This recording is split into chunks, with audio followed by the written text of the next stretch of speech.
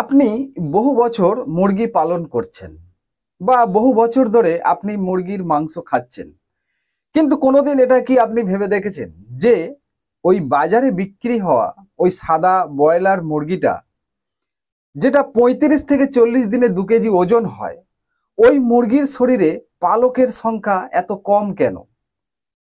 আচ্ছা, এটা যদি বলি যে পালকের সংখ্যা কম কেন সেটা জানার থেকে এটা জানা ভালো যে ওই মুরগিটার শরীরে কম পালক থাকার কারণে মুরগিটার কি সুবিধা হয়। অর্থাৎ মুরগির শরীরে যদি পালকের সংখ্যা কম হয় তাহলে ফার্মার বা মুরগিটার কি লাভ হয়। মুরগির শরীরের এই পালক প্রোটিন দ্বারা তৈরি, প্রায় 85% প্রোটিন দ্বারা তৈরি হয় এই পালক।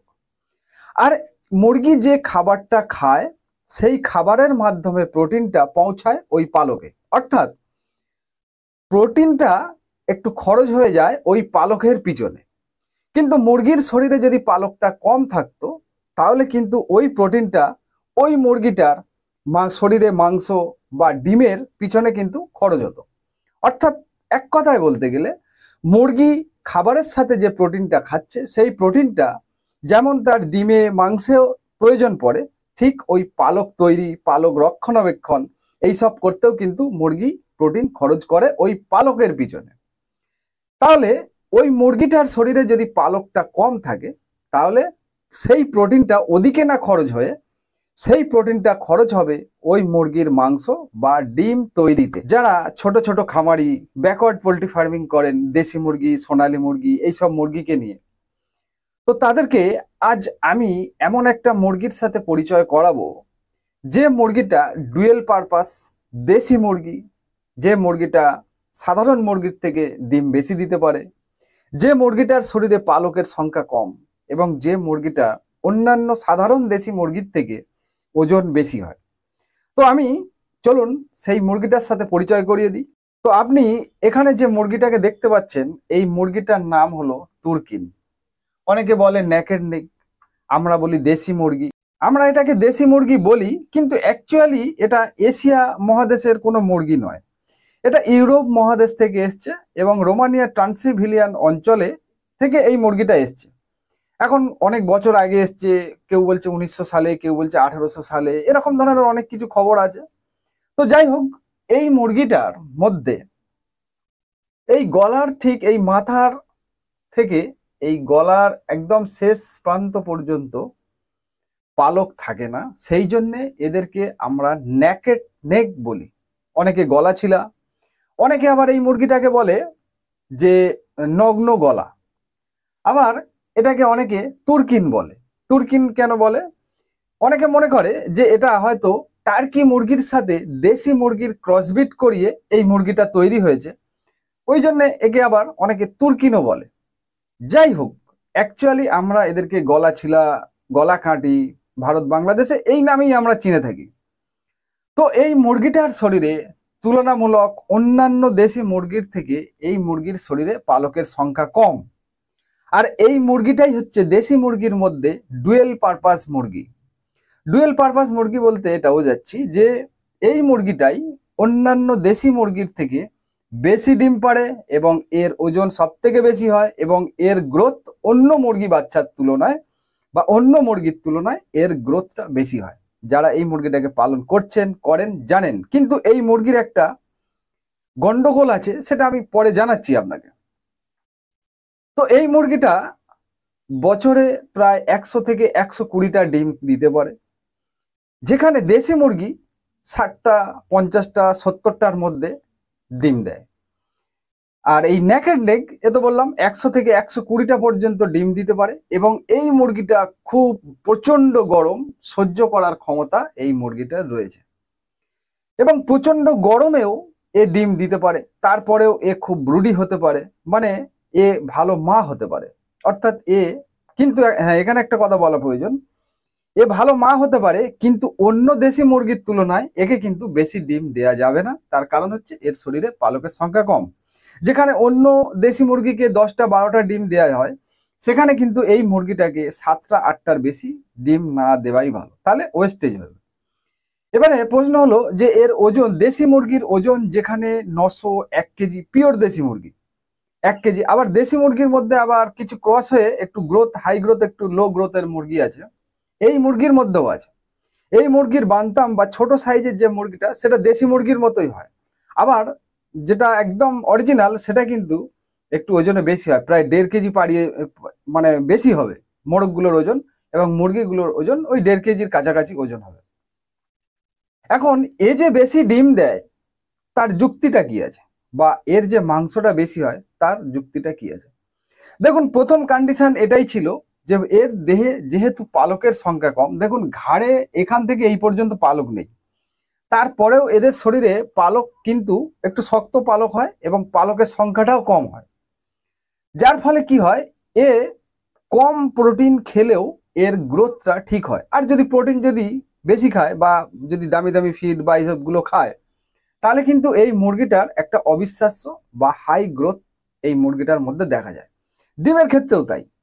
এখন মাংস তো যেহেতু এর শরীরে পালক কম রয়েছে, প্রোটিনটা পালকের পিছনে নষ্ট হচ্ছে না, প্রোটিনটা এর শরীরেই লেগে যাচ্ছে, যার ফলে এর গ্রোথটা ভালো হচ্ছে। এটা তো গেল। কিন্তু এর ডিমটা বেশি পাড়ার যুক্তিটা কি আছে? ডিমটা বেশি পাড়ার যুক্তি এটা হলো, যেহেতু মুরগির এই গলায় পালক না থাকার কারণে এই যে গলাটা বা এই স্কিনটা যে ফাঁকা পড়ে রয়েছে, যার ফলে সূর্যের আলো হোক বা দিনের বেলা হোক বা রাত্রে কৃত্রিম আলো হোক, এই আলোটা সরাসরি এই স্কিনের এই সেলগুলোকে বা মুরগির শরীরকে এটা বুঝতে সাহায্য করে যে এখন দিনের বেলা। এবং এটা কি করে, এখানে মুরগির মাথায় একটা গ্ল্যান্ড আছে, যে গ্ল্যান্ডটা উদ্দীপ্ত হয়ে মুরগির ডিম পাড়তে সাহায্য করে। আমরা অনেকে জানি যে মুরগিকে 16 ঘন্টা 18 ঘন্টা আর লাইট দিতে হয়।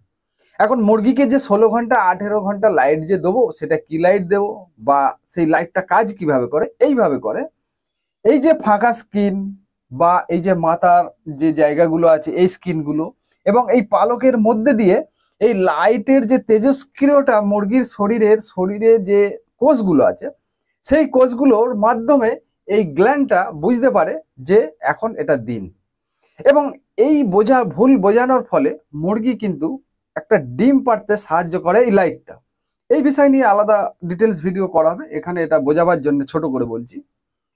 তো সেক্ষেত্রে এর ক্ষেত্রে সব থেকে বড় সুবিধা পায় যে যেহেতু এত বড় ফাঁকা একটা স্কিন রয়েছে পালকবিহীন, সেহেতু আলোর থেকে বা আলোর তেজস্ক্রিয়তা এ সব থেকে ভালো বুঝতে পারে বা ভালো সেন্স করতে পারে, যার ফলে এর ডিমটা অধিক দিতে সাহায্য করে। তারপরেও যেটা হয়ে থাকে, ধরুন প্রচন্ড গরমে অন্যান্য মুরগির সারা শরীর যখন পালকে ঢাকা, কিন্তু এর ক্ষেত্রে কি হয় যে এই যে টেম্পারেচার বা হিটটাকে এই স্কিনটার মাধ্যমে ও কিন্তু ট্রান্সফার করতে পারে, বা ধরুন এই যদি এই জায়গাটা খালি থাকে তাহলে কিন্তু মুরগি অনেকটা ঠান্ডা হয়। সেই কারণেই প্রচন্ড গরমেও এই মুরগিটা বা এই মুরগির শরীরে পালক কম থাকার কারণে এই মুরগিটা প্রচন্ড গরমেও কষ্ট সহিষ্ণু বা গরম সহ্য করতে পারে। এত কিছু তো বললাম, সব এই মুরগিটার ভালো দিকটা বললাম, কিন্তু সমস্যাটা অন্য জায়গায় আছে। আমরা আমাদের অজান্তে আমরা গ্রামে এই মুরগিটা অনেকের বাড়িতেই আছে, অনেকের বাড়িতে অন্যান্য ধরনের দেশি বা ক্রসবিট হওয়া অনেক মুরগি আছে।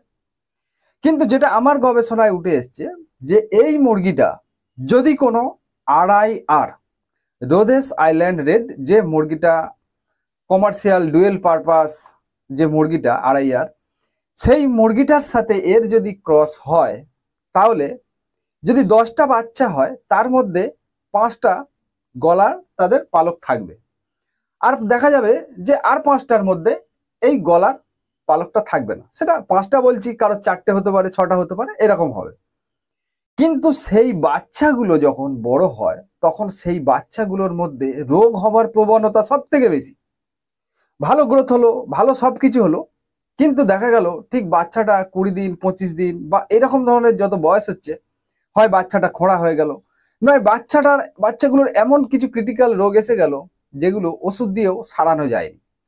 কিন্তু অন্য দেশি মুরগির সাথে ক্রস করে দেখা হয়েছে এই সমস্যাটা হয়নি।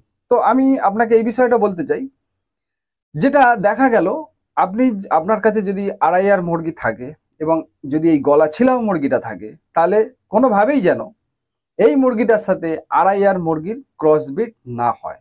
ক্রসবিট হয়ে পরবর্তী যে বাচ্চাগুলো আসবে তারা কিন্তু খারাপ বাচ্চা আসবে, হয়তো দেখা গেল তাতে ক্ষতির পরিমাণ বাড়বে। সুতরাং এটা একটা সাবধান করে দিলাম। যারা দেশি মুরগি ফার্মিং করছেন বা দেশি মুরগিকে নিয়ে বিজনেস করছেন, তারা যদি এই মুরগিটাকে নিয়ে যদি আপনারা ফার্মিং বা বিজনেস করেন, তাহলে নিঃসন্দেহে এটা যেহেতু ডুয়েল পারপাস, ডিমটাও বেশি পাবেন এবং এর ওজনটাও বেশি পাবেন, তাহলে কিন্তু আপনার বিজনেসে প্রফিট হওয়ার সুযোগটা বেড়ে যাবে অন্যান্য দেশি মুরগির ব্রিডের থেকে।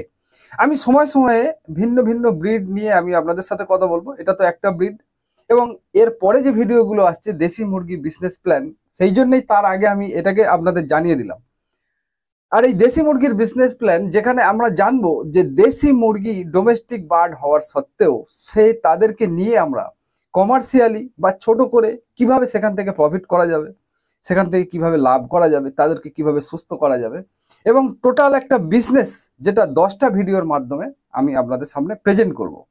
তো যদি চ্যানেলটিকে সাবস্ক্রাইব করেছেন তাহলে আপনাকে ধন্যবাদ, যদি সাবস্ক্রাইব করেননি তাহলে সাবস্ক্রাইব করে নিন, কারণ এই সব ভিডিওগুলো মিস করলে তাহলে আপনার ফার্মিংয়ে একটা ইফেক্ট পড়বে, বা এরকম ধরনের ভিডিও আপনি হয়তো অন্য চ্যানেলে নাও পেতে পারেন, বা হয়তো এত ইউটিউবে ভিড় যে আমাকে হয়তো আপনি হারিয়েই ফেললেন। সুতরাং সাবস্ক্রাইব করে রাখবেন। তো যারা ভারত, বাংলাদেশ, ত্রিপুরা, আসাম যেখান থেকে আমার এই ভিডিওটা দেখলেন, আপনাকে অসংখ্য ধন্যবাদ। আপনি বাড়িতে 2-10টা দেশি মুরগি, সোনালী মুরগি, ফার্মি মুরগি, টাইগার মুরগি, টার্কি মুরগি পালন করছেন, তাহলে আমরা আমাদের এই চ্যানেলে এই রকম ধরনেরই ভিডিওগুলো তৈরি করি যেগুলো আপনার কাজে লেগে যাবে। তো সাথে থাকুন, পাশে থাকুন। ধন্যবাদ।